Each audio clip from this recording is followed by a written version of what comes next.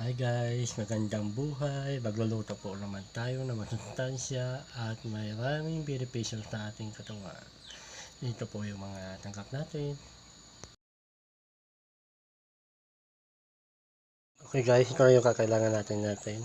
Tilapia, saka okra, laurel, pamintang buo, ginisabis, sili, luya, sibuyas, at bawang, suka, at toyo, at asin, at tubig, at luya, at yung okra, at yung toyo, suka, at pamintang buo, laurel, at sili, ginisamit, tubig, at asin.